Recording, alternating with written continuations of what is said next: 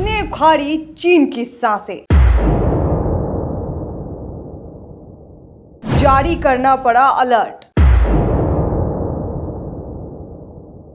वो दो वजह जिसने चीन की सांसें फुला दी।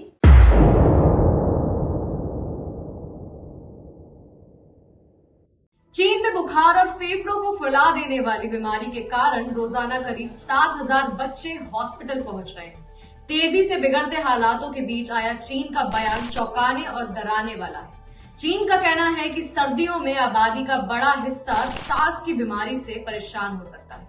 जानिए इसकी दो बड़ी वजह, लेकिन उससे पहले स्वागत है आपका जीवन 24 की डिजिटल प्लेटफॉर्म पे। चीन में हालात बिगड़ रहे हैं। तपते शरीर और फेफड़ों को फुला देने वाली बीमारी के कारण रोजाना 7,000 बच्चे हॉस्पिटल पहुंच रहे हैं। चीन ने इस बीमारी को रहस्यमय निमोनिया और वॉकिंग निमोनिया बताया है, जो संक्रमण के जरिए फैलती है। संक्रमण में अचानक तेजी आने से सभी जगह चिंता की लहर दौड़ गई कि कहीं कोविड-19 या उसके जैसा कोई नया खतरनाक संक्रमण तो नहीं आ गया है।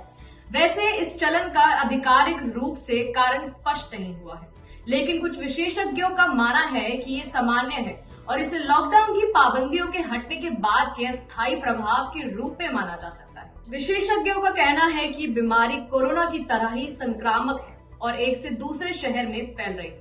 तेजी से बिगड़ते हालातों के बीच आया चीन का बयान चौंकाने और डराने वाला है। चीन का कहना है कि निमोनिया के बढ़ने के संकेत भले ही कम है, लेकिन सर्दियों में आबादी का बड़ा हिस्सा सांस की बीमारी से परेशान हो सकता है।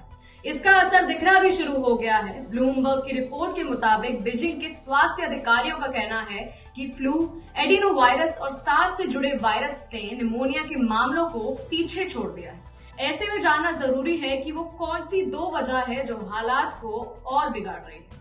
वर्तमान हालातों को देखते हुए चीन ने जो चेतावनी जारी की है, उसकी भी दो वजह है। पहली है औद्योगिक इंडस्ट्री के कारण बढ़ता प्रदूषण, जो बढ़ती सर्दियों के साथ लोगों का दम फुला रहा है।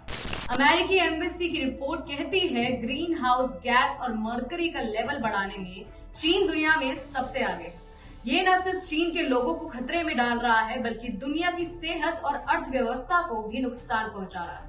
ये प्रदूषण सांस के रोगियों के हालात और गंभीर बना रहा है। विशेषज्ञों का कहना है कि चीन में कई बच्चे ऐसे हैं जो पहली बार खुले मौसम का सामना कर रहे हैं, इसलिए उनकी संक्रामक रोगों के लिए किसी तरह की कोई प्रतिरोधक क्षमता नहीं है।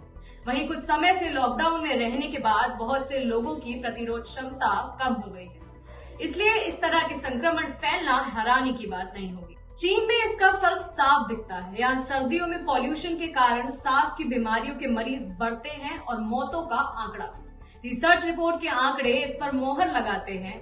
Global burden of disease database और सिएटल के institute for health matrix and evolution का डाटा बताता है कि प्रदूषण से होने वाली मौतों के मामले में चीन सबसे आगे है। चीन में हर साल इससे 22 लाख लोगों की मौत होती है। फेफड़ों की बीमारी बढ़ने की दूसरी वजह है तंबाकू। चौंकाने वाली बात है कि चीन में स्मोकिंग पर बैन लगा हुआ है। सरकार ने 28 ऐसी जगह चिन्हित की हैं जहां किसी भी तरह की स्मोकिंग नहीं की जा सकती। इसके बावजूद चीन में 30 करोड़ स्मोकर्स हैं। ये आंकड़ा अपने आप में रिकॉर्ड है, क्योंकि चीन दुनिया का वो देश है जो तंबाकू का सबसे ज्यादा इस्तेमाल करने और इसे तैयार करने में दुनिया में सबसे आगे है। आंकड़े बताते हैं कि चीन में हर साल 2.4 लाख करोड़ सिगरेट बिकती है, जो दुनिया में कुल बिकने वाली सिगरेट का 46% है। आंकड़ों से समझा जा सकता है कि चीनी लोगों के फेफड़े क्यों हाफ रहे हैं। चीनी सरकार को भी बात का एहसास है। यही वजह है कि हालात को देखते हुए पहले ही खतरे का अलर्ट जारी कर दिया है। अभी के लिए बस इतना ही। ऐसी तमाम खबरों के लिए बने रहिए हमारे साथ और देखते रहिए जीवन 24 का डिजिटल प्लेटफॉर्म। धन्यवाद।